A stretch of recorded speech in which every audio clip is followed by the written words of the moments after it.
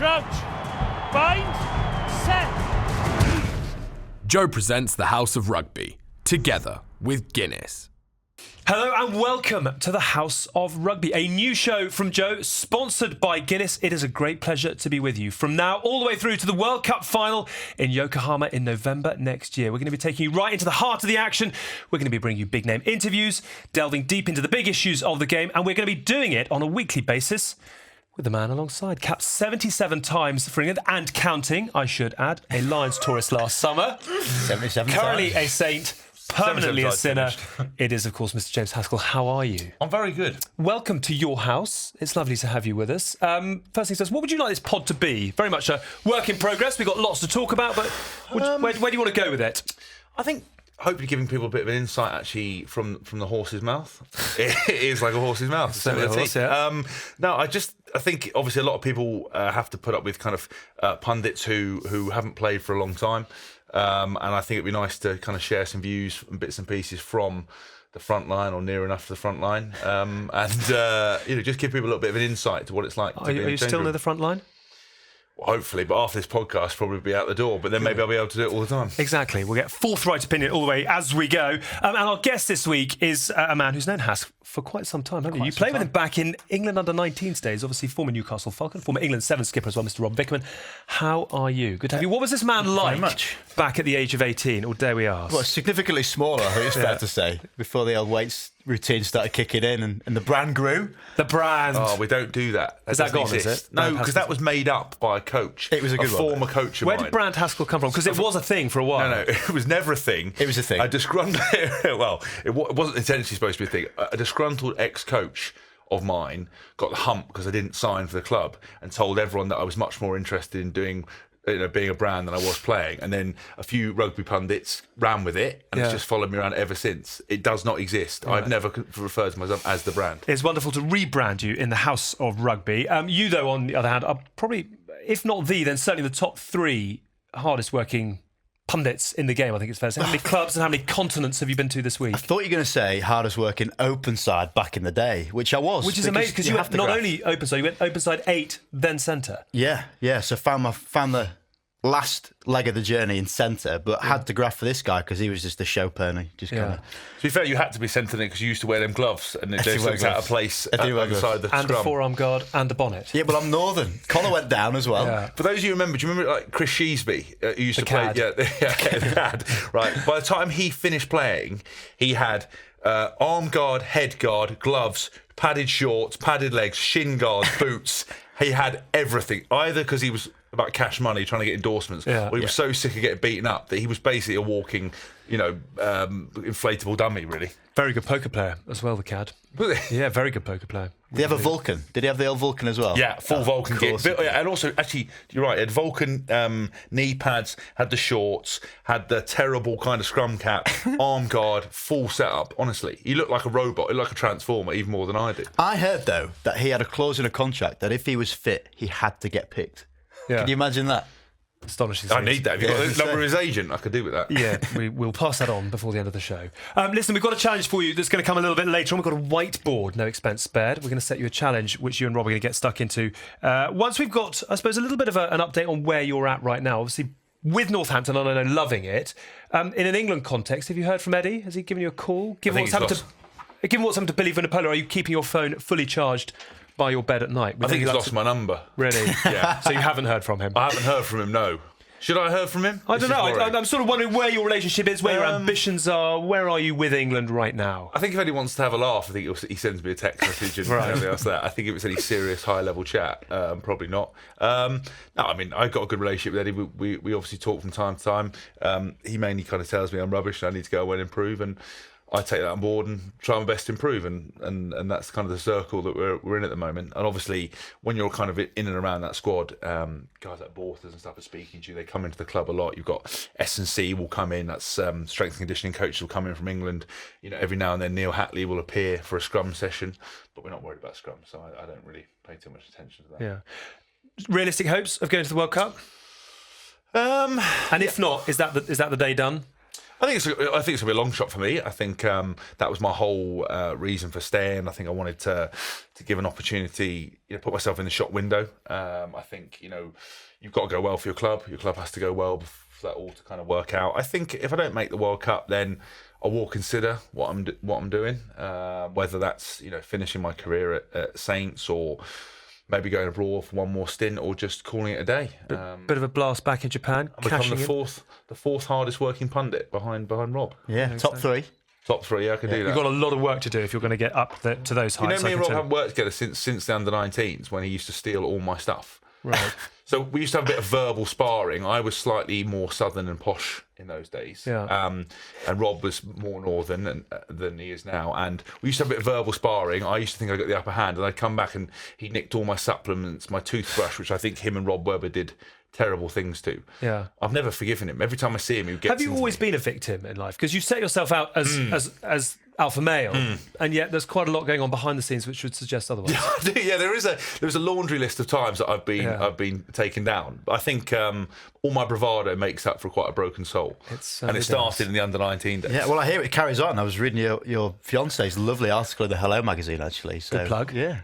What has she said in that? I haven't seen that. Can't tell you. Was she doing me in She's the gonna eye be as well? drip-fed for the next Just few hours. drip a little bit in for those who haven't necessarily seen the article. Well, she has been trying on dresses, nonetheless, so get ready for a bit of bridezilla, perhaps. That's all I'll say. Although, he's a loving man at all times, very comforting, loves a cuddle. She hasn't thrown you under the bus like Chris Robshaw, who was done for the hoovering, wasn't he? Yeah. That went round as meme central. Chloe has done me in the eye when I got my big comeback, 2017, my big comeback game, return of the Haskell, music, fireworks, and then I lasted 38 seconds on the field. Chloe reenacted that exact moment when I hit Freddie Burns' hip, landed on my head, passed out. Yes. She reenacted that and that went viral, and she kind of gets into me quite regularly for that kind of stuff. Strong. It's what makes you a beautiful couple. It is, yeah. But at the mention of Freddie Burns, let's quickly tell you what else is coming up on the show. Poor old Freddie had a bit of a shocker, I think it's fair to say, in round one of Europe. We will be delving into how he picks himself out and I suppose what the reaction of Bath teammates will be. We're also going to pick up on the headline in the Times last week as well from Owen Slot, who said, would Leinster win the Six Nations? Certainly their opening victory would suggest they'd go pretty close. We're also going to assess what Irish success in Europe means as they build towards the World Cup. And talking of poor old Freddie Burns, poor old Billy Vunipola as well, who's picked up yet another broken arm. 3 in 12 months. And times are pretty tough, I think it's fair to, for Saracens and the England number 8. But let's start with Leinster. And I don't know if you saw that headline. Owen Slot saying they'd get pretty close to winning the Six Nations. As soon as the team sheet was named, there were oohs and ahs across social media. It's a pretty formidable lineup. It's sort of inspiring, it's terrifying, it's jaw-dropping. Were you as impressed by their performance as perhaps the team sheet would suggest? Yeah, I mean, when you read a team sheet like that, your first thought is, wow, that's an incredible team sheet. Your second thought is perhaps, how is that under a salary cap? But clearly there it's a different case. And actually, when but you they think don't about have salary caps, it's not a problem. Exactly. And when you think about that level of talent... No salary cap at all. We're all asking the same thing. I wouldn't have got in the team, so Yeah, it wouldn't true matter, that. yeah. So you think about the expectation of what's to come. Now, the thing that they have more so than any other team is this incredible belief. I just think that the hidden story, and obviously everyone rants and raves about Stewart Lancaster, his impact, Leo Cullen guiding the ship. You bring in someone like Contepomi in the off-season. That's what I was most excited about, because he is one of the leading minds of attack. He spent his education with the Jaguares, who just play the most sizzling type of rugby. Mix those together, it's going to be pretty special. They weren't actually that great for the first half. Yeah. Quite a few errors, but then the amount of dominance they had, I mean, it really was a bit of a tackle practice for Wasp in that first half. Is there an element when taking them on, and you see the fact that it's internationals from 1 to 23, that you almost feel beaten before you take to the field? No, I think if you feel beaten before you take the field, then you might as well just go home already and not even bother turning up. I don't think, when you're playing, you don't pay too much attention to team sheets. Like I never look at. Obviously, I do my research in terms of all the possible combinations, but I don't look at team. So, how do you prep for taking on a Leinster side that seemingly has it all? What does the working week entail before you take them on? So, if you're first of all, you've got to put the game to bed that you've gone for that weekend, take all the learnings out of it. Then you've got to analyse Leinster, look at their threats. Obviously, the way we do things as a team is to focus. Obviously, as individual units. So, look at the forward stuff, their line-outs, their scrums, any particular traits that they have in those areas. Then as a team, we'll analyse any attacking patterns, and because a lot of teams when you analyse them, are quite sequential. You'll find some of them will go, two sides and then one back, or three ways and then one back, or they'll go line out, short line outs. If you're playing against Bath, for example, Jamie Roberts is going to be hit up in the middle. All those bits and pieces. And I think then once you've got the threats and you appreciate them and respect them, then you've got to worry more about yourself. Getting your game plan onto the field and understanding that Leinster thrive on front football, so the collision in defence is going to be key. You've got to have two-man hits. You can't allow them to have fast ball. So this week, even if your defensive system is keeping heads out of breakdown, you may want the guys to compete slightly harder. Yeah. And you try to put little traits in like that to deal with a team like Leinster. Understand that if you kick loosely to them, that they've got a great counter attack. So it's those kind of bits and pieces that they'll then all week you'll practice and drill, and then hopefully on the weekend you don't get pumped. Do you spot a weakness? Well, that's the problem. Like, you talk about trying to identify patterns. They've got so many different styles of way of playing. There's always a theme in how teams play generally, but when you've got that much individual capability, I mean, you wouldn't have previewed Lowe that much going into that game. Yeah. Yet he was the most significant player on it. When he got the ball in broken field, it was a joke just how easy he was breaking these tackles. And that's the difficulty when you're playing against a team that is just loaded. You do your individual prep, that's fine, and you know what the opposition's going to do individually. But when you're putting together 2 or 3 combinations of these incredible players, you're right, you're there going, where do you start? Because players, it's almost easier to do the analysis. It's the coaches that have to sit down and watch all the content. And just again, the point you mentioned about prepare the week before, they don't have the playing structure in terms of their season that the Premiership does. And it's brutal. That first campaign, the 6 games back-to-back, brutal rugby in the Premiership. They don't have that in Ireland. Yeah. They can cherry-pick when they come in. They can monitor it, which is why it's such a difficult thing when you look at a Leinster at home in a situation like that. And the momentum that they have, the confidence that grows, that's what's difficult to stop. We'll pick up on the conditioning element a little bit later on, but you mentioned the coaches as well. And from a purist point of view, I love the fact that Leinster are led by Leo Cullen, who is 100% Leinster through and through. But you mentioned already Felipe Contepomi. Stewart Lancaster is another man who's had a phenomenal amount of credit. And in fact, in the immediate moments after winning the title last season, Johnny Sexton was paying credit to Lancaster. I'm interested in your relationship with him, because off the back of the World Cup in 2015, correct me if I'm wrong, you said, James, that you were his dirty little secret. Where does that leave your relationship? Is that right? A, am I right? And B, what is your relationship with him like these days? This is a good way to start. It is. We're putting you on the spot. Yeah, you're going to have to come armed next week. It's not a problem. I can deal with anything you've got to give. Nothing sticks. I think for me, I always had a good relationship with Stuart. I actually, I really rated him as a coach. Even before we got the England job, in terms of the sacks and stuff, we'd always had a good relationship. I hadn't had too much to do with him in terms of actually playing under him. And then when he came into England, obviously his passion, his focus for the job was incredible. I think the reason he's been so successful at Leinster is that I think it's a great baptism of fire being involved with England. I think it teaches you a lot about your coaching style, about you as an individual. And how you do things. It's not just a job about coaching. That's what everyone finds when you come into England. Especially what Stewart did. His attention to detail. He was so task focused. He was worried about the bottom right to the top, controlling everything. I think at Leinster he's gone back to doing what he does best, which is coaching, which the pressure's off in terms of the English media. He's able to do what he does. And I think you learn a lot of lessons. I think my opinion of Stewart was that I always, as I said, got on very well with him. We always had mutual respect for each other. Well, hopefully, I did my side. And I said, dirty little secret. I just meant that he was very much about a certain mould of a player in my mind, and but I would then be expected to do little entertainment bits here and there and bring that kind of thing that I do, whatever that is, and then. That's what I meant. It was kind of like, oh God, we don't really want him in front of house because he's a bit of a nightmare. But actually, please, could you amuse the lads when required? That's what I meant by that. I didn't mean that he treated me badly or anything else like that. But I just think with Leinster, he's been so successful because the boys absolutely love him. Because are you pleased to see the success that he's gone, given what happened in the aftermath of the World Cup? Listen, he didn't deserve that at all, what happened post 2015. And I don't understand why, firstly, everyone lost their head so badly in 2015 because we hadn't consistently beaten a Southern Hemisphere side ever. Right, in that period of time, we'd beaten a few, but hadn't consistently beaten New Zealand's or whatever. And because it was a home World Cup, everyone lost the plot and thought we were going to win it. And if you honestly look back at it and gone, the players thought we could win it, the coaches thought we could win it. I've never trained harder. I've never been as fit as I was. So everyone always said, oh, we weren't fit enough. That was rubbish. I couldn't have been fitter. I just think there was a few bits and pieces that didn't go away. And I think Stewart was probably almost too task focused as opposed to people focused. Yeah. And the balance between good management is getting that right. And I think he's gone back to doing what he does best. And I'm so glad that he's had the success, because he's a top man, and he honestly could not have put more effort into that England job. And he didn't deserve to get hammered like he did. You're a generous soul. You've got a very long relationship that goes way back to when you were 14? Yeah, 14. Yeah, Yorkshire 15. Yeah, I think I maybe was. In a different lifetime. But I mean, what have you made? And I suppose, because you keep in touch with him regularly now. I'll be going out to see him next month. What do you think he learnt from 2015 that is serving him so well in Leinster colours now? Well, it's interesting you mentioned about the media, because that was... He's not really been seen in the media since then, has he? No, and I think that's exactly why. 45% of his time was spent dealing with the media when he was coach, which is not what you want to be doing as England coach. The big thing that Lan is all about, and it's always been the same, is culture. So things even, 15, 16, where the involvement of your parents was really significant. And then when he took over as head coach at Carnegie, or Tykes as it was then, it was about partners being involved, which again he did with the England setup. So got them to be one whole, to understand the plan. This is where we are now. That's where we're going to. These are the steps, because he's very task orientated. Yeah. The thing is that word culture.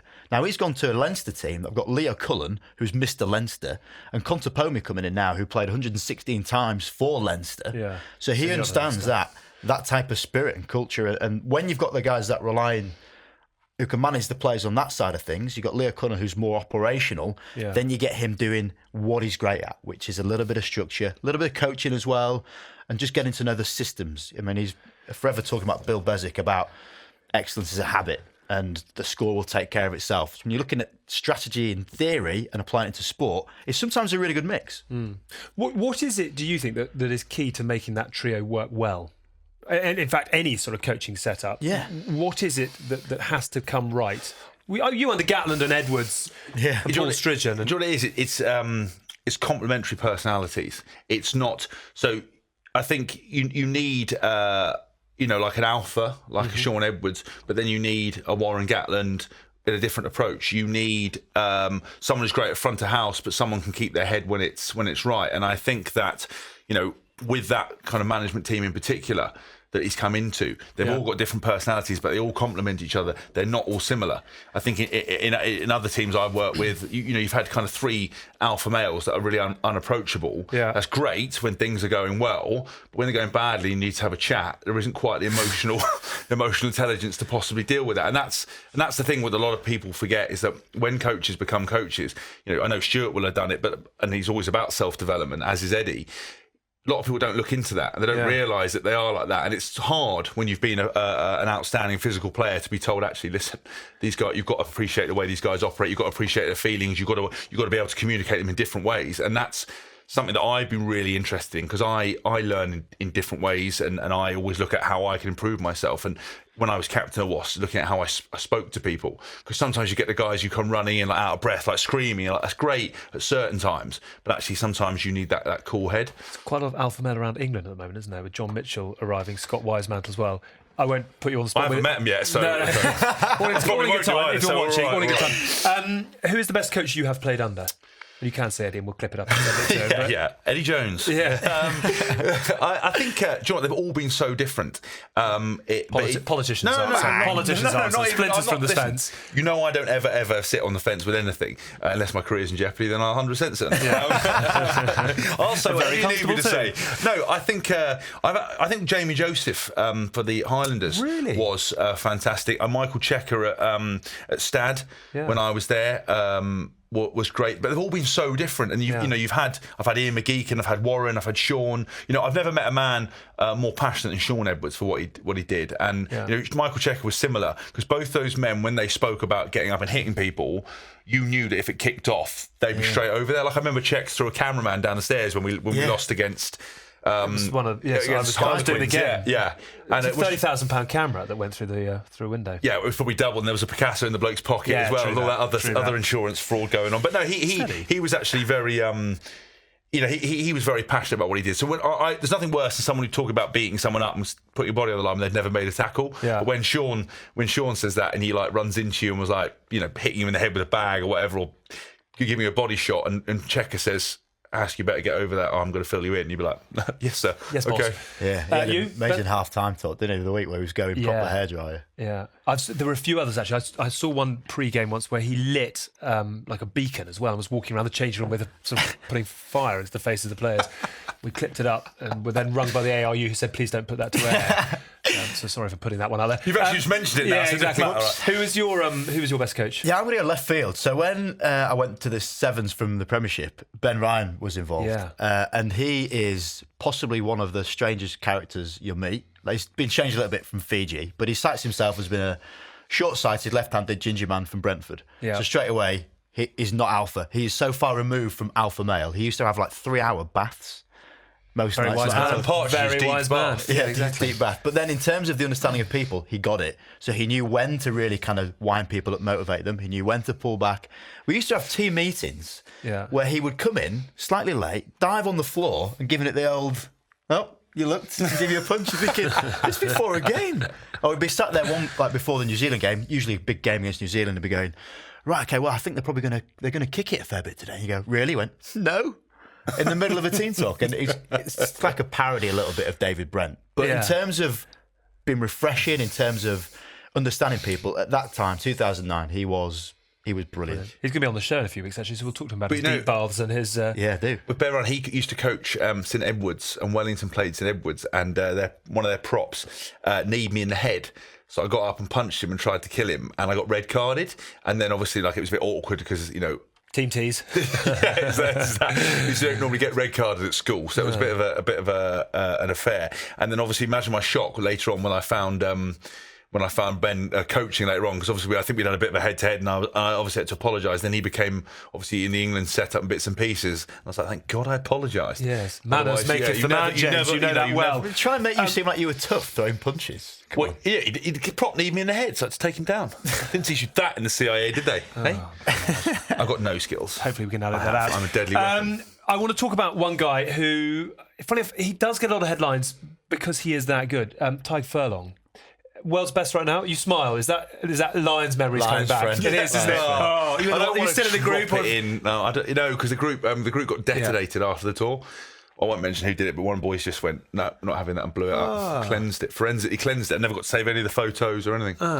Tell us about Tyg Furlong, the character, the man, why you smiled, and the player. Because obviously I'd seen him play before I met him on tour, and I played against him a couple of times, but he was kind of sort of coming through there, or he was established, but he was kind of still building to the myth that he's become, and or legend. I said not myth. That's a bit rude. Legend that he's become. And I remember sharing a room with him on the flight between Australia and New Zealand. We got in late. And you're flying first class, were you? Share a room with him on the flight? No. This was a hotel. It was an airport hotel. Sorry, there's a good story. I've never actually. If anyone wants to sponsor us on this podcast and send us to one of them, we're very well supported by Guinness, actually. So but Guinness don't do first class cabins. They serve the quality beer. I'm sure they do serve in the first class cabins. So anyway, we were actually staying at a hotel, like an airport hotel, and I walked into the room, and I'd not really met him before. And he looked at me and he goes, "Hass, you're right." I went, "Yeah." And he went, "Do you need a hug?" And I said, "Yeah, okay." And we just had this embrace, and he gave me the loveliest hug I've ever had. Wow. And it was just one of those moments where, still as a professional rugby player, as a 33-year-old man, you're still sharing rooms with people you haven't met, and it's still an odd case of affairs that you're kind of going to bed like, "Night, Ty." He's like, "Night, Hask." You're like, "So, do you want a light on?" He's like, "No," and you just sort of switch the lights off and go to sleep. But he gave me the loveliest hug, and he was a lovely guy. Wow. And he's such a massive unit as well. He is a big man. So I've heard you tell that story before, but with a punchline and then you had to put your pants on. Yeah, but that's not suitable for this, is it? Sorry. We're a family show. We're starting out as a family show. As a player, is he redefining the role of the modern? Yeah, well, I love it because so often when you talk about tired props, you talk about setup, scrums, pushing. What he's got is skills. Yeah. First receiver, he is creating stuff. And we think about you probably saw this firsthand, did you? When kind of technically was your line break. We'll leave it. England-Ireland game in the Six Nations. Gave a lovely little, almost like a no-show, palmed it off, and then obviously this weekend, not just getting the ball, getting it, little bit of a squared up, outside arc, dummy, one-hand offload. I mean, if we're getting props coming through doing that, rugby's going to be a better game across the board. I agree. Full stop? Or yeah, I just agree. I just think, this got to stop talking about scrums. Yeah. Nobody cares about scrums. But honestly, this is the thing I just want to get very clear. I have to sit through scrum meetings all the time, and I have done for my entire career. Nothing has changed on the side of a scrum from the first moment I scrum down to now. Yet they make you think it's completely changed. Whatever they're doing in the front row has changed. Right, they're always fiddling and everyone's cheating. Everyone's falling over and pretending that it's this and that. I've not changed. I don't want to ever have to sit at the scrum meeting again. So when props are doing unbelievable skills and chipping chases, I remember Davy Wilson. When he played, obviously played for England and for Bath, he broke his arm when he was younger, right? And he had it in his cast and he wanted to go out and play. So before it healed, he just cut it off himself. So his arm has kind of healed, bent. He's got a chicken wing. Yeah, he's got a full chicken wing. Right. But what it meant was that every time he played, he'd get a ball, but he would only be able to offload out the back door. So Davy Wilson would make a break, be running like that guy from Happy Gilmore. Like, that's Mr. Gilmore's jacket, and then offload an unbelievable hooked arm out the back. It was his trademark. We could go on. Actually, one further question I do want to ask about going back to Furlong. Yeah. You say nothing's changed in the scrummaging, but obviously the skills around the park have. Nature v nurture. Is he just a modern rugby player who has got what it takes and has made his way to the top, or has he been nurtured there because the game has become more professional and there is greater support to maximise talent? Yeah, I think so. Look, if you as Rob was saying, and what Stewart says, excellence is a habit. If you practice something consistently all the time and you're involved around good people, you've got an attitude to learn, and you've got the natural disposition, then I think it's a constant of both. But I think he being involved where he is, the setup obviously under Joe Schmidt and the kind of passion they have over there, I think it's what helped him. But he's naturally a talented player. He's incredibly strong, massive bloke, and a great hugger. But he's also a farmer, 19 and a half, 20 stone, and he's only 25. So if he's got another 5-6 years of that type of quality rugby, that's exciting how good he's going to get. Farmer strength's underestimated. Next level. Sean O'Brien. Yeah, Sean O'Brien, but he's mad. Another man hugger. Yeah, he's incredible. You want to? Yeah, I don't want to go into too much about Sean because he's really. Well, because I just don't want to get in trouble because all the funny stories. It's not like there's no. I'll start again. I love Sean, and there are loads of funny stories, but nothing I want to mention on this podcast. But he has big farmer strength. But the person I was thinking to was Heinrich. A euphemism for something. No. Yes, Heinrich Brousseau. I spent a lot of time sharing a room with Sean. I know. So yes, I know you tweeted. We're a member of the family. Pretty much most of it. Not many people saw it. Has. No, he mainly sends me video comments on my videos. You're not the full bag of sweets, Hask. I probably get that once a week. But Heinrich Brousseau at Northampton, he is an incredibly strong farmer. Like, for someone who hates weights, as soon as the day he retires, he's never going back in the gym. Yeah, we do kickoffs, and I've got zero dynamic power. So when he lifts me in kickoffs, he honestly holds me above his head like I weigh nothing. Wow, he's the only one who can get me up in the air. That's why he's been off the field for 4 weeks. I think he gave concussion ruptured his back. Yeah, poor bloke.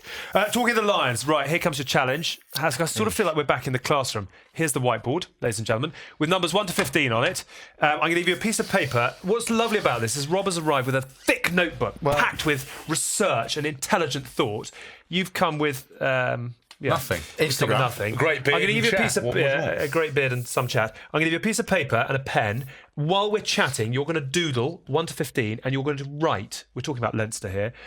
A composite side from Wales, England, Ireland, and Scotland. Oh my word, I'm making this complicated. Yeah, I think you've got me on the show because you think I'm a rugby expert. I don't know anything about rugby. We're putting you to the test. Right, what you've got to do is pick essentially a Lions 15 without any Leinster players that could beat Leinster from the 4 home nations. The pair of them. You're going to do it together, have a doodle. We're going to chat away, and then we'll fill out in 119 seconds, because that's the perfect pour. And we'll see if we can find a side that could beat Leinster from all the other clubs of the home nations. Fine. I'm going to have to do this for you. I can see already that you're I've beginning to got a rack your few brains. people. You've got a I've got couple a of few people in people, there. Okay. It's WhatsApp mates, and then there's probably someone that owes you money you want to put in there. But No one owes me money. I'm too tight to lend it to on. Good. You're watching the House of Rugby on Joe, together with Guinness. Rob, while James is seeing if he can count to 10, we're going to pick up on Freddie Burns. Yeah. It's difficult really to know what the right question to ask here. Do you have huge sympathy? Or has he just been an absolute clown?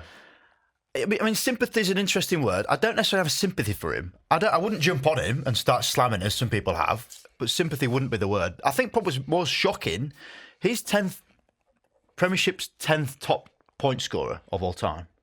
He missed a kick that will devastate him, probably more so than the error of dropping the ball. Yeah. But if you haven't seen it, it's just one of these messages you talk about.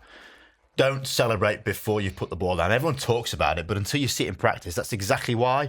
It's not as good as the old Laguizia one. We went over the try line out the back door. That has to be in at number one. Has to be at number one. But the thing I would say is, it happens once, that player will never do it again.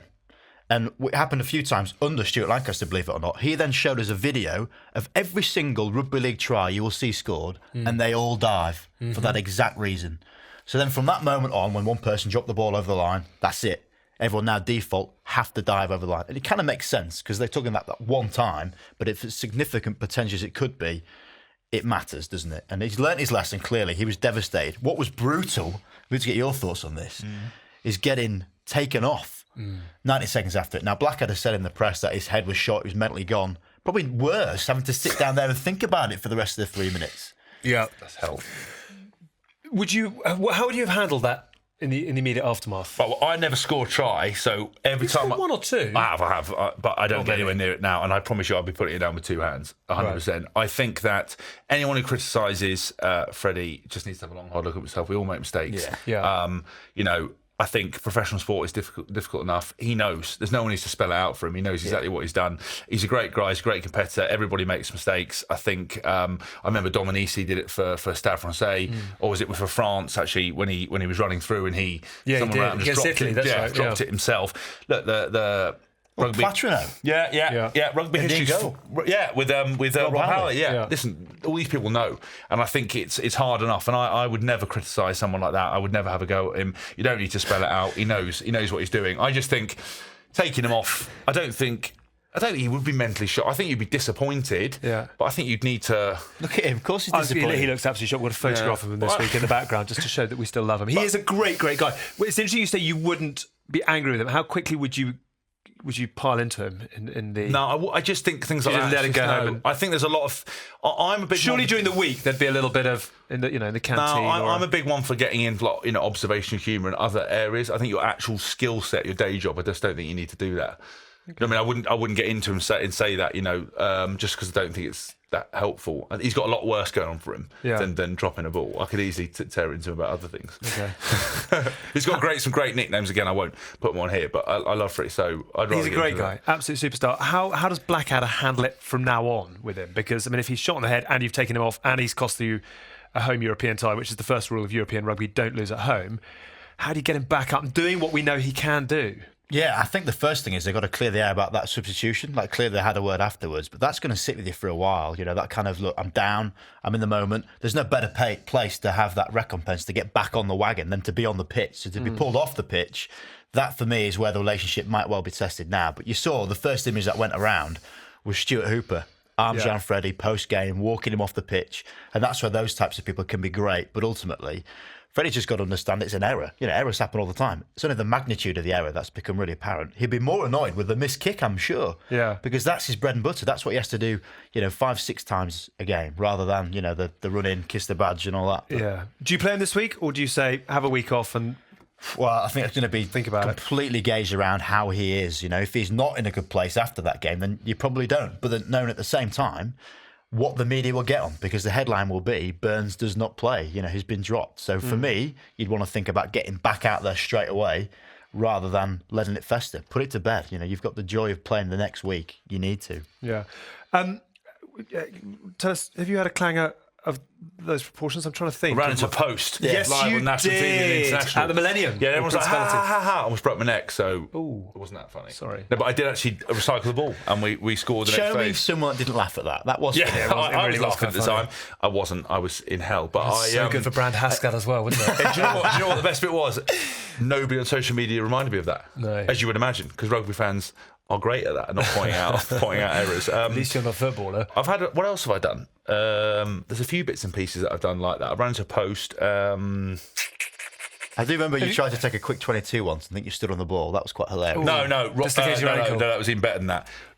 Chris Robshaw took the quick tap, flicked it, gave it to me, and I got scythed in half by a Pacific Islander, just sickled in half. Like my top half went one way and my legs went the other. I just knocked the ball on. I was like, Robbo, we didn't communicate that pre-game. I think you chose the wrong person to give the ball to. A little bit of flambe from Christopher. Yeah. Have you had any? I mean, there've been some shockers on the sevens circuit as well. Because actually, what was off the back of Freddie, obviously everything goes viral again. And the Japanese dive is extreme. Will Carling in the Middlesex sevens. Yeah, went to put it down. They picked him up. That's definitely more humiliating because that's just a sign of just ridiculous poor strength, I guess. Was that Will Carling? Yeah, got picked up in the Ingle it couldn't area. happen to a nice chat, Will. I'm glad that happened to him. Oh, yeah. I love Will. I just think it's good because he. Yeah, there we go. No, actually, I'm sorry, Will. But he would say the same thing about me. So I just like to see a little bit of something like that happen. I don't know. I think the thing to credit is how good it was. Like, it wasn't just like someone dropped the ball going over the line. It was such a tactical arm slap. I loved it. I mean, it was great. Okay. Just quickly, two other notable results. Your old side at Toulon. Yeah, how about that? The Galacticos down by the Falcons. I mean, when you're talking about Newcastle history, there have been some great days, obviously, back in the day with Pat Lam, etc. But for the modern crop, is this the most significant result, do you think, particularly under Dean Richards? Yeah, by far. I mean, you think about it, it's 14 years since they've been in Europe. I remember the whole ad campaign at the time when Toulouse came to Newcastle, and I was a young lad, went up there to watch it. The aura of that place then was great. They've not hit the heights since. Clearly, last year, the first time in 20 years, they were in that position at the end of the league. So, yeah, massive for them. And also, going into it, 10 changes. Yeah. So it wasn't like your typical B team going in. There was a lot of experienced players within that, but guys who may not have been given a shot.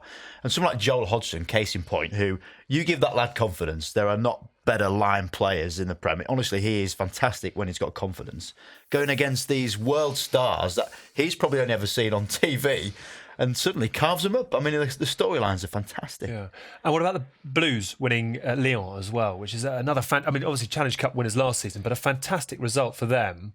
Perhaps not the resources of others in the Pro 14, but a really significant statement, do you think? Yeah, really significant. And their back row ran amok. And Richard Hodges, he was actually one of the Wales Sevens coaches, known really well, all about skill development. He was so happy with how their back row went. And you're talking about Ollie Robinson, people now talking him up for being in the line, and Ellis Jenkins really dominating that game. You get your back row playing well against the French teams, you're going to have a bit of possession. And Gareth Anscombe, wow, 20 points he contributed, but one of the tries he scored, it was a worldie. Yeah. Brilliant. Proper player. I think, I don't know why people don't put Thomas Young in that Welsh squad. I know, obviously, Wass got pumped, but I really rate him. I don't know why he doesn't get any love. What is it about him that you like and you He's got you an unbelievable skill set. We're just talking about back row players. Like I remember one session our 9 went down, and he stepped up at 9 and was like George Gregan. Like he was honestly out the back door passes, great turn of speed, great offloads, powerful carrier. I don't know why. Yeah, I just don't know why he doesn't get the love he deserves. Really, it's a bit of a bizarre one because apparently I saw parts of that Leinster game, but he's actually, out of all the Wasps team, I think he got 6 turnovers. Yeah. Which in against kind of a Leinster side that are big units who clear the breakdown pretty aggressively. That's pretty impressive, I think. Yeah. Especially as you don't get a lot of turnovers at breakdown anymore. Watch this space. I'm going to come back to the breakdown in a moment. Just a word on Toulon, though. I mean, back in the day under Wilkins, and actually what it does highlight is how important Wilkinson was to the success that they had when they won the 3 titles in a row. But where they are now, it's like a Ferrari heading for the scrap heap, really, isn't it? Yeah. They are nowhere near the sum of their parts. We're talking about me, or we're talking about... Don't take it personally, it's all right. But they are nowhere near the sum of their parts. And, I mean, does it sort of feel like that Galactico era is sort of done and dusted? Yeah, I think it does. Also, the fact there's so much big spending happening across the board in France now, they're probably not even the biggest payers. You look at what Montpellier spend on certain players, it really is significant. And rumours now about Marrow being touted around there as well on his 800 bags a year. Imagine that one. So it's just a snip for you, isn't it? It's one of these, isn't it? That'd be an absolute dream, that 800 grand a year. That would be... Are you going to say a week then? You going to say a week? Did I want to say a week? Yeah, that would be, oh my God, that'd be a different level there. That would be nice, wouldn't it? I'd just take 800 grand a year, I'd take that, no problem. Nobody's paying me, not even paying me 800 quid for that. I think, the Toulon thing, it was a lovely story whilst it's happened. It was the first team to do it. They were a barbarian team every single week, but now... Clearly, the wheels have come off. They've lost 2 games at home, which for them is pretty unheard of. Do you know what it is, though, with all the French sides I've found? It's just they spend a lot of money on the players, but they then fall short on all the infrastructure that goes with it. So, someone like Toulon, they end up paying all that money for players, and then you end up paying 14-hour bus journeys. and things like that. And the coaches, they don't get, the coaches aren't the best. Not saying the Toulon coach, but specifically over there, it's weird. They don't quite get the balance right. You see what teams do with actually, half the budget, but a bit more discipline, a bit more focus, and a bit more kind of control. Yeah. Because they're unbelievable. But I think people go there and then find it quite frustrating. I remember you saying when you were at Stade, you used to have wine and cheese before training. Just a little bit of honestly, Bordeaux and a little camembert just to get you up for it. I'm not going to go with stereotypes. This is a genuine true story. I was out there warming up with Ollie Phillips, who was there at the time, who was actually joint top try scorer in the top 14 that year. He burnt brightly, didn't he? He did. He was unbelievable. That incredible kit. And Michael Checker said he looked like a businessman or an accountant. He said he looked like an accountant when he was running around the field because of how old he looked. But he wasn't that old, was he? 25. Yeah. But when we went over there, we were outside for training once, and Ollie and I were warming up, and I was looking at the clock, and there was kind of 10 minutes to go before the training started. I thought, where is everybody? And I saw two of the French lads come out with a pasting table and 2 shopping bags, and they walked out and put the pasting table out, put the tablecloth out, and Ollie and I are looking, well, what is going on? 2 bottles of red wine go down, a baguette goes down, right? Some saucisson, some foie gras, okay? All the lads come out, a few of them put the cigarettes out, a few of them finish their espressos, and they shouted over, "Oi, roast beef," which I assume meant us. I thought it was a term of endearment. Good assumption, yeah. Thought it was a term of endearment, turned out it wasn't. They went over and they said, "Oh, listen, we're having a little petit degustation." And I said, "What do you mean?" I said, "What, training now?" And he said, "Oh, well, actually, someone's bought some treats in and we want to share them." So we each got handed a plastic cup of red wine, a bit of French bread with some foie gras and some saucisson on it. Eat that, net the wine, boom, straight out to training. 5 minutes later. It was incredible. The backbone of society. Little glass. Bring it around. That would be great. We should actually crack that out next week here. If you could bring the goods, that would be much. Is that what we're going to do? Every week we'll bring something in? Yeah, just because it is a bit sparse at the moment. menu as we go. Sponsored by Guinness, obviously. To move on to one or two, I don't want to get into the detail of it, but I do want to get your views on it. Obviously, some quite controversial moments from the weekend as well, and we're looking at the incident with Nathan Catt in the rut. We're looking at the tackle on Jamie Roberts, etc., etc. I don't necessarily want to talk individually, but I do want to ask you, as a breakdown Nors, where your sympathies lie right now in the game. Do you feel that the attacking players need the sympathy? Do you feel that the players on the ball deserve the protection? Do you have sympathy with the referee because it's not an easy thing to referee right now? It's a bit of a mess.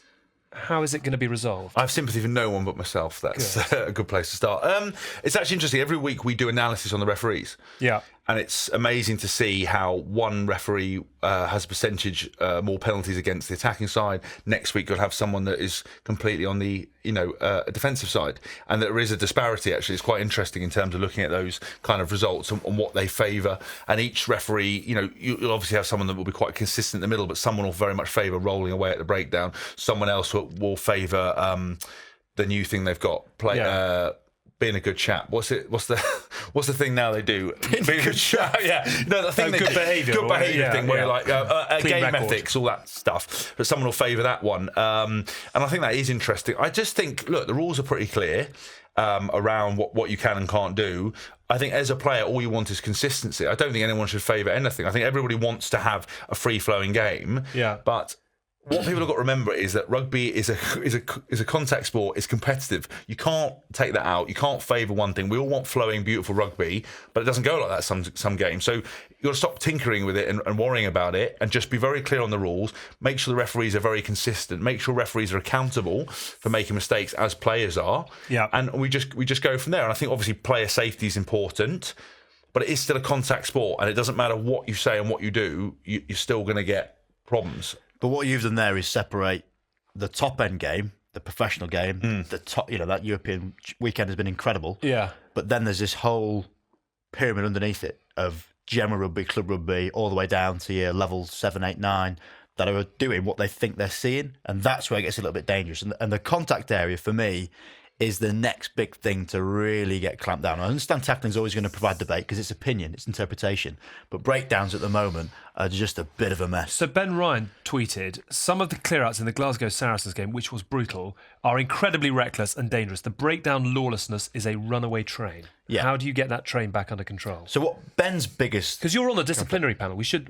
Yeah. So you are heavily involved. They'll literally let anyone go on these things. The premise is, if you're one of the best cheats around, surely get them on the panel. That makes sense. I remember I've been like cited by a couple of people, and they were doing the thing. He's the one now handing out your punishments. But I won't mention the name. But I sat there. I'm like, you're one of the dirtiest players I've ever Wade been involved Dooley. in. Did you ever watch Wade Dooley back in the day as the chief citing commissioner? Yeah, I just don't get that. Takes one to know one. Just answer the question on it though. I think when you're thinking about the breakdown, and Ben's big bugbear at the moment is what is deemed as a crocodile roll. And I really distinctly remember when this first came in, so when judo coaches started working with rugby teams, the first thing they would say is about body mechanics. Yeah. It started off pick a leg and then drive people back.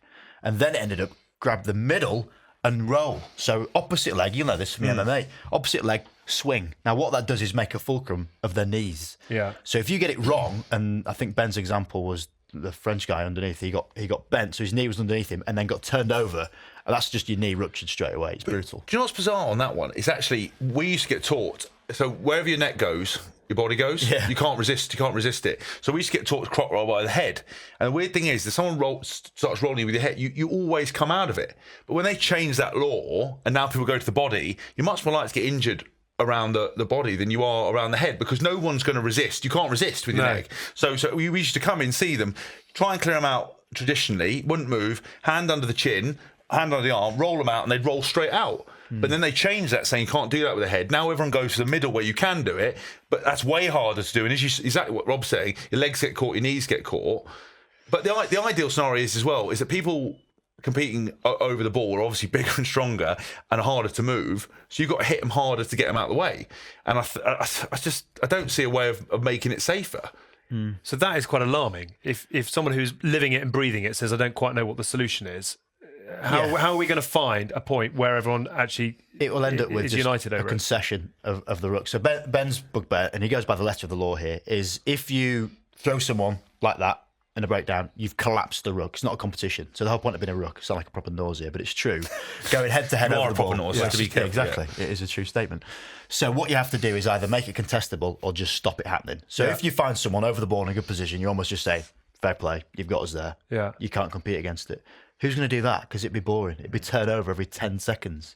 So there's going to have to be a way of this technique. I don't know what it is, kind of down and up, whatever. Something at the very top has to be like, we have to seriously change this game. Not necessarily just for the top level, all the way through.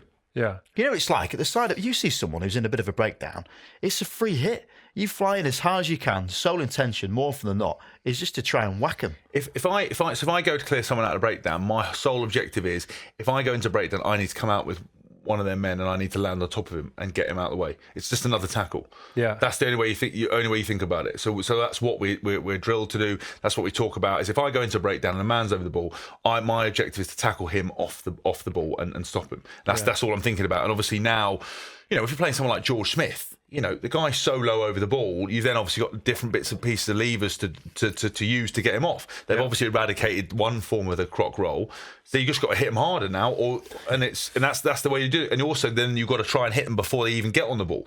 I think the things that should be eradicated are the ridiculous ones where someone's competing for the ball. It's technically, you've got two people from each side, it's right, and then someone flies in at 100 miles an hour. I know they tried. Yeah, I think that's pretty dangerous. But you can't. Sadly, you just can't legislate for injuries and everything else like that, and bits like that. Watch this space. It's a little alarming to hear, but watch this space. Let's hope we do find a resolution. It's only alarming because you never played. No, it's very true. I ran on with the oranges at half time. Yeah, you did. Thank you very I think much. I'm bowing out at the right time. Listen, I am as well. Yeah. When you play a team like Claremont and all the backs are the same size as the forwards, and some dude came on who's the absolute quadrisaur, Yato. Honestly, he shopped at Baby Gap because his gears were so tight. But I honestly gave me body dysmorphia. I had to go home and have a long hard look in the mirror. Is that why you keep checking yourself out? Yeah, I do. Yeah, just making sure. Is the lid still on? Is it slipped off the top? Do I need to get the makeup lady? Is that a little bit of bedding in? Hot glue. Hot glue. Yeah. Hot glue. You're watching the House of Rugby on Joe, together with Guinness. We're going to have a couple of final thoughts about the autumn, having covered all things Europe. And actually, we did just touch on that Glasgow Saracens game. The big news, obviously, is that Billy Vunipola is out. Poor bloke. Same arm. No, different arm. So he's broken the right twice. This time it's the left. How's he going to handle this? And I mean, we know what England are missing, but aside from the obvious ball carrying and what he does on the field, what are they missing? I'm gutted for Billy because, first of all, he's such a lovely guy, and he lives and breathes this kind of rugby. I think mentally it's always so difficult to have those injuries out, because for a large part of his career, I remember when he was playing for Wasps when he was 16, still at Harrow. He played one game for the Harrow first team his last year and scored 5 tries. And I think he killed some little public school. Probably, boy, something similar to you now. I was too old. Yeah, but he would, when you were at school, the bloke he killed would look like you, little short, skinny legs. And he went straight through you. And speaking of kit, though, he was that kid at school that was the same size he is now with these medium shorts. He was 140 kgs at school.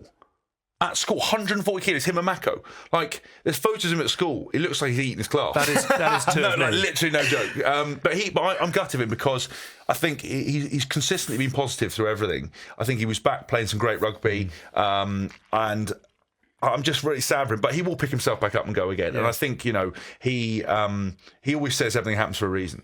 He genuinely believes that. And I think he'll go away and work harder and just keep coming back. Yeah, we'd love to see him back. He's missed a Lions tour an entire year with England, and now he's going to miss another 12 weeks. And it's not just him. Mako, obviously, with a calf strain, which doesn't look great.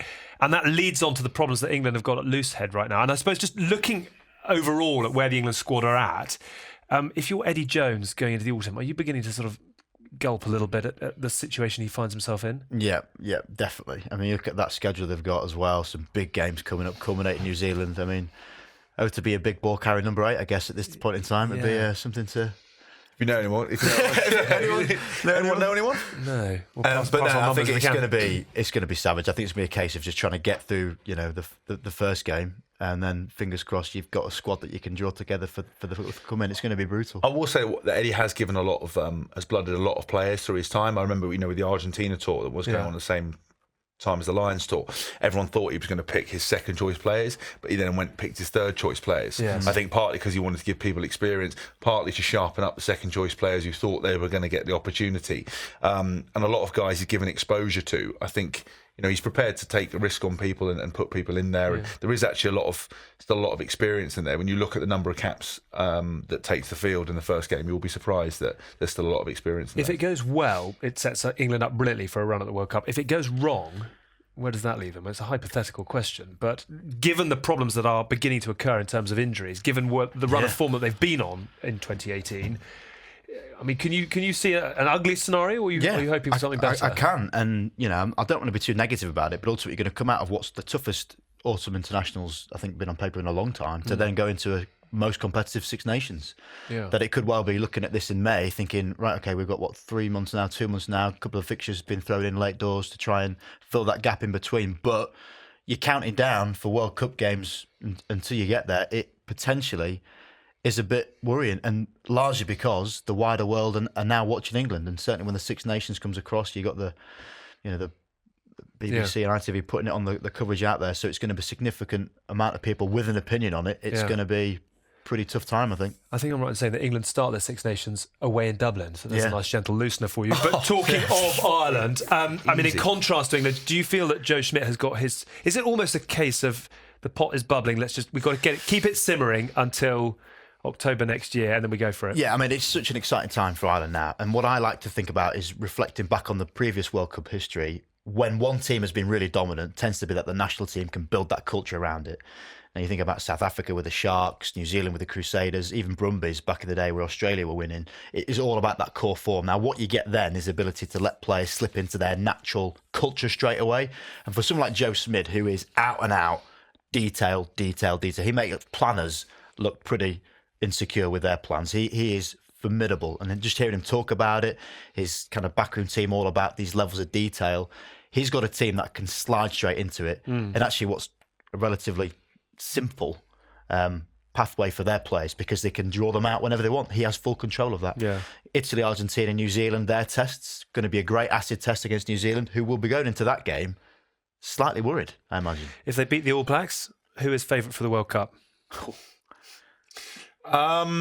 All Blacks. Yeah, All Blacks. Yeah, I think stop. the thing with I mean, I obviously haven't watched some of their recent games, and I don't watch a lot of rugby, but I'd always try and watch teams or players that I feel I can learn from, and actually just watching the All Blacks, you know, in the last kind of game against South Africa and the other bits and pieces they've done, just how ruthless they are. And I think for me, it's that my favourite bit is just the composure under pressure, and actually talk about culture and a team with the ability to win, never getting rattled, understanding that actually when we need to pull it out the bag, we can. And I remember Brian Ashton always going about, you know, you can score a try in 20 seconds. Yeah.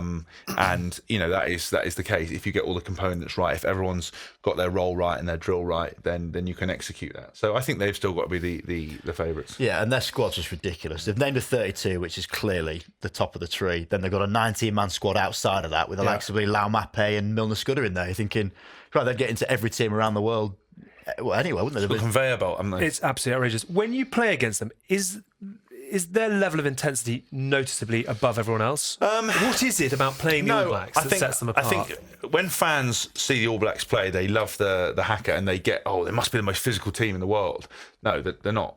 In my opinion, I think the South Africans, for me, always are the toughest. I remember when I played Super 15 out there, you know, when we played the other Kiwi teams, it was fast. I think athletically and skillfully, you know, they were right up there. I think when you played the Australian sides, they were probably the least physical, but they were very well drilled. And then when you played the South Africans, they were like straight line. It was similar to playing a test match, or like a test match when you played the Stormers and the Bulls or whatever. I think what New Zealand do they're very, very well drilled. I think, you know, my experience over there was that when I lived there, is that everybody who have you believe they're playing this kind of unbelievably revolutionary rugby that none of us can comprehend. And it's actually not. Everybody over in New Zealand wants to be an All Black. Everyone lives and breathes it. They're very, very well drilled. Their first desire is to pick up a rugby ball and go and play touch. Their local club rugby is as important as their kind of Super 15. You know, ours is to pick up a weight or take a selfie, or mine certainly was. And I think just because when we were young, we didn't have camera phones, did we? Can you imagine? Old. Yeah, it would be We terrible. would not be sat We here would now. not be sat here now. We've had a couple of problems with those. But I think that's very, very amusing. I think that's why they're so good. A lot of their tries they score just nice hands down the wing, but you've got a combination of every single player being able to do that, knowing, you know, how to score so many tries from counter attack. So that's why they are. They're not doing anything that no one else can do. They just do it better than everyone else. Okay. Would you like to go to page 57 of your notebook and reveal the team that you have jotted down? The best of the rest. Any team in England, Wales, Scotland or Ireland, bar Leinster. Can we pick a side to beat the favourites for this year's Champions Cup? Hask, you get the honour of doing the whiteboard. You can't spell. No. You have 119 seconds to compare, contrast, pick a winner between your Can I just caveat what I've done, selections. Alex? Because Hask has out and out gone for his friends. Yes. Close personal lines. I've gone for team of the weekend that could beat Leinster. Hence, I've just thrown in Charlie Filmano there as number which one. isn't really, you've not really answered the know. exam question. I haven't, It's a lovely but- answer, but it's not the one we're looking for. in the But words if of he's Roy Castle. 145 kilograms and can do the stuff he does, I'll have him in any team. This is true. He's a beast. That is very true. Well, we'll give a nod to Charlie I'll Farmer, help but out. Hask, you go first. Your loose head is Mako. right, Mako. Agreed. One. No, agreed. We've got 119 seconds to do this. This is part of the perfect pour. Very much opening it up to social media as well. Yeah. We'll put this out and very much get the views of those who've been listening and watching on. Best. Top man, best drinker in the world. I've actually put very Dest, but it's supposed to be best. Okay. Yeah. Great little kick as well this weekend. Did it? Flipped through, yeah. It was Who lovely. is your tight head?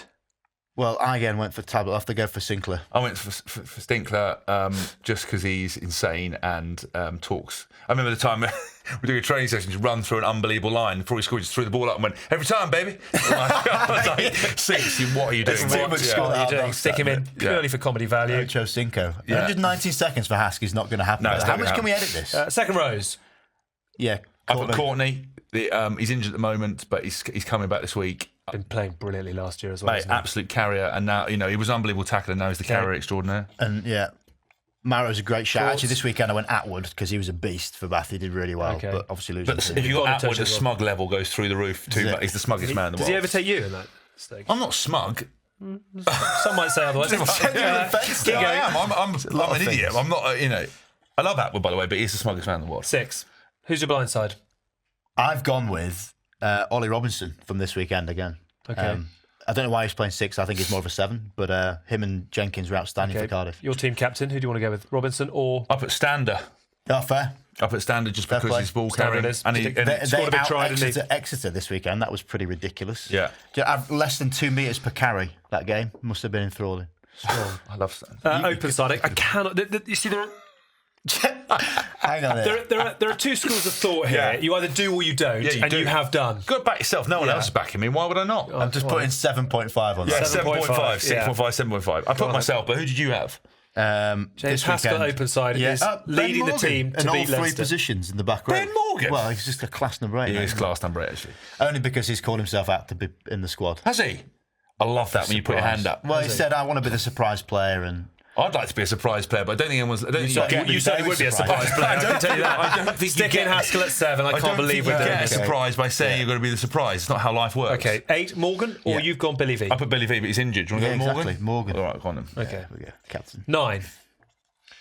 I mean, I put Danny Care. Care because I love him because he's got Conor Murray? unbelievable Yeah, but you said he couldn't be from Ireland. No, from No, Leinster. Leinster. You haven't listened to the exam question. God, I don't know about rugby. I don't know why I'm here. Give me Very, very quickly working that out. DJ. It's not too late. Yeah, You're on right. probation for this Yeah. podcast. We'll put Murray in 10. I put Sippy. Yeah, fair. Well, because this is interesting, isn't it? Everyone's got an opinion on Cipriani. For me, again this weekend, he's just been absolutely class. He is, yeah. Would you have him in the England squad? Yeah. Why is he not in the England squad? I don't know. Has he announced it yet? Well, he wasn't in the 36 No, man I training don't think squad. that matters. I Did you think not? it was. Is that what you're hoping? yeah. That's what I tell myself every day when I look in the mirror. Going, come on, Hask. Don't worry about it. Still Don't in the leave me game, out. baby. Still in the game. Would you have him in? And would Yeah. you have him featuring in November? Yeah, because you're going to have to do something completely different against these teams. South Africa specifically, New Zealand with their skill set. You've got to have someone who can match that, if not better, their skill set. And that's why he'd be great against someone like Leinster, because he does things very differently. Like even this weekend, static, got the ball, didn't think about feeding the 2 players, gave a nice little flick pass, and it broke the line. And that's what you're going to do. These different ways of playing the game that Cipriani, it personifies at the moment. Time on the ball. 12 and 13. Owen. At 12. Yeah, I put Faz. Yeah. How's the bromance with Owen? Yeah, good. Yeah. We're not allowed to social media anymore. He didn't like it. Oh, did you not? Oh. I just think he's a much more closed doors. serious professional than I am, and I just think it wasn't what he wanted. Okay. I don't think he wanted to be involved in my shenanigans. It was you, not him. The best thing about that, you couldn't tell. Like you couldn't tell if it was an act. It was that. It was that. It was that good. But that's what I couldn't tell. Right. It was only when I posted something once on Instagram and he went, "What are you doing, mate?" I was like, "Okay, we'll probably just stop there." Yeah. And pause. Yeah. 13. Davis. Yeah, 100%. No debate. He's actually, he was one. I knew how good he was, but when I watched him on the Lions side play, he was my kind of. Well, he was a player of the series, but he was incredible. He was His offloading He's ability. bigger than you think as He well. is bigger than you yeah. think. And do you know what? I didn't recognise him without a scrum. I'd never seen him without a scrum cap on. And when he came out, I was like, I literally don't know who you are. And then he was like, Jonathan. I was like, oh my god, put the scrum cap on, and I recognise you. You'd like his brother. I reckon he's one of the loosest men you'll meet. Really? Yeah. Cubby boy. He's a good I've tourist. heard that actually. I have heard that. He Great can- Sevens player, and he good. Yeah. got Think about Team 2.3 billion GB. people watching the Olympics. Yeah. When they come out as a procession, and he gives the old Cubby boy tats in front of the camera. He got It's that like in brilliant. Vegas, didn't he? Yeah. Amazing. Fair Goes play on to in Vegas, stays in Vegas. Back 3, please. Yeah. I put. Who did I put? Number 11. I put North. Okay, we'll stick him in. Yeah. Because he's massive and fast. I put Anthony Watson at 14. Please do. 14. Well, what does he normally play? Well, people talk about being a fullback. Yeah, but I want Elliot Daly at fullback. That's fair. Elliot doesn't want to ever be a fullback, but That's I why think you're he's- playing him there. Yeah, personally just annoy him, but Go also sit at the back. because he's actually. I think giving the way he runs and how quick he is. Actually giving him quality ball back there and being him be able to snipe and run. I think even though he doesn't want to do it, it would really suit him, as would it obviously suit Watson. Right, we're going to put this up on the screen so that you can see it. Mako, Best, Sinks, Courtney, Marrow, Stander, Haskell, question mark, Morgan, Murray, Sips, Faz, Davis, North, Watson, Daly. I'll put a question mark next to my name. Please send us your views. Hashtag House of Rugby.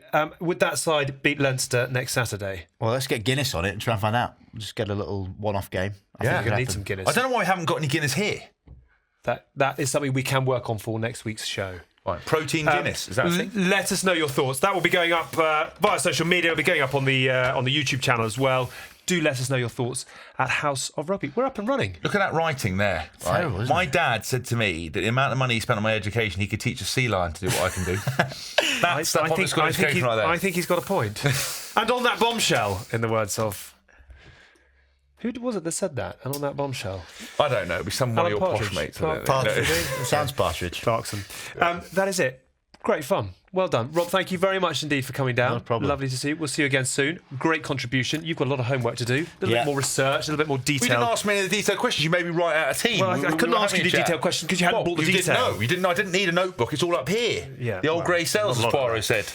That is it for episode 1 of House of Rugby with Joe in association with Guinness. It's been great to have you on board. We are a YouTube show and a podcast. You can download episodes from wherever you get your podcasts.